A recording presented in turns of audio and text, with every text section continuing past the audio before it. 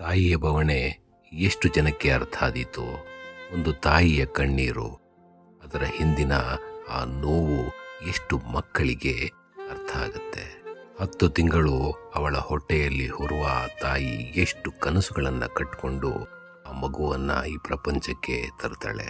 ಆ ಮಗು ತನ್ನ ಹೊಟ್ಟೆಯಲ್ಲಿದೆ ಅಂತ ಅವಳಿಗೆ ಗೊತ್ತಾದ ತಕ್ಷಣ ಎಷ್ಟು ಕನಸುಗಳು ಚಿಗುರೊಡೆಯುತ್ತೆ. ಒಂದು ತಾಯಿಯಾದವಳು ತನ್ನ ಆಸೆಗೆ ತನ್ನಿಚ್ಛೆಗೆ ಬಾಳೋದೇ ಇಲ್ವೇ? ಯಾಕೆ ಹೀಗಾಗತ್ತೆ? ಮಕ್ಕಳು ತಾಯಿಯನ್ನ ಯಾಕೋ ಅರ್ಥನೇ ಮಾಡ್ಕೊಳ್ಳಲ್ಲ. ಆಕೆ ಅವಳ ಕನಸುಗಳನ್ನೆಲ್ಲ ನುಚ್ಚು ನೂರು ಮಾಡಿ ಆ ಮಗುವಿಗಾಗಿ ಎಲ್ಲವನ್ನು ಸಹಿಸ್ಕೋತಾ ಬಾಳ್ತಾ ಹೋಗ್ತಾಳೆ. ನಾನೇ ಕಂಡ ಹಾಗೆ ಎಷ್ಟೋ ತಾಯಂದಿರು ಬಡತನದಲ್ಲಿದ್ದರೂ ತನ್ನ ಮಗುವನ್ನ ಮಾತ್ರ ಶ್ರೇಷ್ಠವಾದ ವ್ಯಕ್ತಿ ಆಗಬೇಕು ಅಂತ ತುಂಬ ಪಾಡುಪಟ್ಟು ಆ ಮಗುವನ್ನ ಬೆಳೆಸ್ತಾ ಹೋಗ್ತಾರೆ. ತನ್ನ ಎಲ್ಲ ಕನಸುಗಳನ್ನ ಆ ಮಗುವಲ್ಲಿ ಜೀವಿಸ್ತಾರೆ. ಸ್ನೇಹಿತರೆ, ನಿಮಗೆ ಸಮಯ ಒದಗಿ ಬಂದಲ್ಲಿ ಈ ಆಡಿಯೋ ಕ್ಲಿಪ್ನ ನಿಮ್ಮ ಮಕ್ಕಳಿಗೆ ಕೇಳಿಸಿ ಆಯ್ತಾ? ಯಾಕೋ ಎಷ್ಟೋ ತಾಯಂದಿರು ತನ್ನ ಮೌನವನ್ನ, ತನ್ನ ಕಣ್ಣೀರನ್ನ ಹೊರ ಹಾಕೋದೇ ಇಲ್ಲ. ಒಂಟಿಯಾಗಿ ಆ ನೋವನ್ನು ತಿಂತಾನೆ ಇರ್ತಾರೆ. ಇದು ಮಕ್ಕಳಿಗೆ ಕಾಣೋದೂ ಇಲ್ಲ. ಆಕೆ ತನ್ನ ಹೊಟ್ಟೆಯನ್ನ ಕಟ್ಟಿ ಆ ಮಗುವನ್ನ ಎಷ್ಟು ಎತ್ತರಕ್ಕೆ ಬೆಳೆಸಬೇಕೋ ಅಷ್ಟು ಎತ್ತರಕ್ಕೆ ಬೆಳೆಸೋ ಪ್ರಯತ್ನ ಮಾಡ್ತಾಳೆ. ಆದರೆ ಈಗಿನ ಕಾಲದ ಮಕ್ಕಳೇನೋ ಒಂದಿಷ್ಟು ಡೈವರ್ಷನ್ಸ್ಗೆ ಅಡಿಕ್ಟ್ ಆಗಿಬಿಟ್ಟಿದ್ದಾರೆ. ಹೌದು, ಒಂದಿಷ್ಟು ಅಡಿಕ್ಷನ್ಸ್ ಅದಕ್ಕೆ ಬಲಿಯಾಗಿದ್ದಾರೆ. ಈ ಅಡಿಕ್ಷನ್ಸು ಅವ್ರನ್ನ ಎಲ್ಲಿಗೆ ತಗೊಂಡು ಹೋಗುತ್ತೆ, ಸಂಸಾರದಿಂದ, ಈ ಕುಟುಂಬಗಳಿಂದ ಎಷ್ಟು ದೂರ ಮಾಡಿಬಿಡುತ್ತೆ. ಅದರ ಸೀರಿಯಸ್ನೆಸ್, ಅದರ ಗಾಂಭೀರ್ಯತೆ ಈ ಮಕ್ಕಳಿಗೆ ಅರ್ಥವೇ ಆಗ್ತಾ ಇಲ್ಲ. ಶೋಕಿ ಮಾಡೋದೇನ್ರಿ?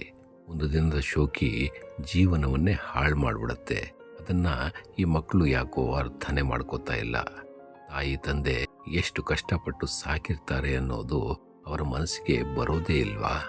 ನಾನು ಎಷ್ಟೋ ಮಕ್ಕಳನ್ನು ನೋಡಿದ್ದೀನಿ. ಒಂದಿಷ್ಟು ಮಕ್ಕಳು ಚಿಕ್ಕವರಾಗಿದ್ದಾಗ ಎಷ್ಟು ಮುದ್ದು ಮುದ್ದಾಗಿ ಹೇಳ್ಕೊತೇವೆ ಗೊತ್ತಾ? ಅಮ್ಮ, ನಾನು ನಿನ್ನ ಚೆನ್ನಾಗಿ ನೋಡ್ಕೋತೀನಿ, ನಾನು ದುಡಿಯೋಕ್ಕೆ ಶುರು ಮಾಡಿದ್ರೆ ಎಲ್ಲವನ್ನೂ ತಂದು ಕೊಡ್ತೀನಿ, ನಿನಗೇನೇನು ಆಸೆ ಇದೆ ಅಷ್ಟು ಈಡೇರಿಸ್ತೀನಿ ಅಂತ ಎಷ್ಟು ಮುದ್ದು ಮುದ್ದಾಗಿ ಹೇಳ್ತವೆ. ಇದೇ ಮಕ್ಕಳು ಬೆಳೀತಾ ಬೆಳೀತಾ ಎಲ್ಲವನ್ನೂ ಮರೆತು ಬಿಡುತ್ತಲ್ಲ. ಅದು ಒಂದು ರೀತಿ ಮನಸ್ಸಿಗೆ ತುಂಬ ಘಾಸಿ ಮಾಡುತ್ತೆ. ತಾಯಿಯನ್ನೇ ದೇವರಾಗಿ ನೋಡೋ ಈ ಮಕ್ಕಳು ಬೆಳೀತಾ ಬೆಳೀತಾ ತಾಯಿನ ಎಷ್ಟು ದೂರ ಮಾಡಿಬಿಡ್ತಾರೆ. ಸುಳ್ಳುಗಳ ಸರಮಾಲೆ ತಾಯಿಯ ಮೇಲೆ ಹೇರ್ತಾರೆ. ಈ ಮಕ್ಕಳು ಒಂದು ಮಾತನ್ನ ನಿಜವಾಗ್ಲೂ ಅರ್ಥ ಮಾಡ್ಕೋಬೇಕು. ತಾಯಿಗೆ ಮೋಸ ಮಾಡ್ತಾ ಇರೋ ಮಕ್ಕಳು ಯಾವತ್ತಿಗೂ ಚೆನ್ನಾಗಿ ಬೆಳೆಯೋಕ್ಕೆ ಸಾಧ್ಯವೇ ಇಲ್ಲ. ಜೀವನದಲ್ಲಿ ಏನನ್ನು ಸಾಧಿಸೋಕ್ಕೆ ಸಾಧ್ಯವೇ ಇಲ್ಲ. ದೇವರು ಮೆಚ್ಚಲ್ಲ ಕಣ್ರಿ. ಒಂದು ಹೇಳಕ್ಕೆ ಇಚ್ಛೆ ಪಡ್ತೀನಿ ಮಕ್ಕಳೇ, ತಾಯಿ ಇರೋವಾಗ ಅವಳನ್ನ ಕಾಪಾಡ್ಕೊಳ್ಳೋ ಬದ್ಧತೆ ನಿಮ್ಮಲ್ಲಿ ಇಲ್ಲ ಅಂತಾದರೆ ಅವಳನ್ನು ಕಳೆದುಕೊಂಡು ಆಮೇಲೆ ನೀವು ರೋದನೆ ಪಡೋದ್ರಲ್ಲಿ ಅರ್ಥ ಇಲ್ಲ. ಅವಳ ಪ್ರೀತಿಗೆ ಪ್ರತಿಯಾಗಿ ನೀವು ಈಕ್ವಲ್ ಆಗಿ ಪ್ರೀತಿ ಕೊಟ್ಬಿಡ್ತೀರಾ? ಅದು ಖಂಡಿತ ಸಾಧ್ಯ ಇಲ್ಲ. ತಾಯಿ ಪ್ರೀತಿ ಅಷ್ಟು ಶ್ರೇಷ್ಠ. ಅವಳು ನಿಮ್ಮ ಜೊತೆ ಇರುವಷ್ಟು ದಿನ ಅವಳ ಮೇಲೆ ಪ್ರಾಮಾಣಿಕ ಪ್ರೀತಿಯನ್ನ ಬೀರೋದನ್ನ ಕಲೀರಿ. ಎಲ್ಲೋ ಒಂದು ಕಡೆ ಹೇಳಿದ್ದಕ್ಕೆಲ್ಲ ಹೂ ಅಂತಾಳೆ, ಏನು ಅರ್ಥ ಆಗಲ್ಲ, ದಡ್ಡಿ ಅಂತ ಹೇಳೋ ಮಕ್ಕಳು ಇದ್ದಾರೆ. ದಡ್ಡಿ ಅಲ್ಲಪ್ಪ ನಿಮ್ಮ ತಾಯಿ. ಅವಳು ನಿಮ್ಮನ್ನ ಎಲ್ಲಿ ಕಳ್ಕೊಂಡ್ಬಿಡ್ತೀನೋ ಅನ್ನೋ ಭಯದಲ್ಲಿ ಏನು ಮಾತಾಡದೆ ನೀವು ಮಾಡಿದ್ದನ್ನೆಲ್ಲ ಸಹಿಸ್ಕೊತಾ ಹೋಗ್ತಾ ಇರ್ತಾಳೆ ಅಷ್ಟೇ.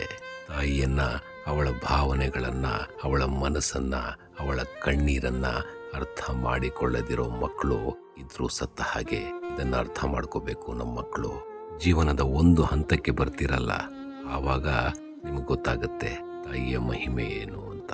ಅಲ್ಲಿವರೆಗೂ ಈ ನೋವು ಹಾಗೆ ನಿಮ್ಮ ಒಳಗೆ ಒಂದು ರೀತಿಯ ಸಹವಾಸ ದೋಷಗಳಿಂದ ಪೂರಿತವಾಗಿ ಯಾರೋ ಹೇಳಿದ್ದನ್ನೇ ಸರಿ, ಇವರೆಲ್ಲ ತಪ್ಪು, ನನ್ನ ತಂದೆ ಹೇಳೋದು ತಪ್ಪು, ನನ್ನ ತಾಯಿ ಹೇಳೋದು ತಪ್ಪು, ಇವ್ರು ನನ್ನ ಮಿಸ್ಗೈಡ್ ಮಾಡ್ತಾ ಇದ್ದಾರೆ, ಇವ್ರಿಗೇನು ಗೊತ್ತಾಗುತ್ತೆ ಅಂತ ಹೇಳೋ ಮಕ್ಕಳು ಒಂದು ಹಂತಕ್ಕೆ ಬೆಳೀತಿರಲ್ಲ, ಎಲ್ಲರೂ ನಿಮ್ಮಿಂದ ದೂರ ಆಗ್ತಾರಲ್ಲ, ಆಗ ಗೊತ್ತಾಗತ್ತೆ ಕಣ್ರಿ ತಾಯಿಯ ಮಹಿಮೆ, ತಂದೆಯ ಆ ಪ್ರೀತಿ.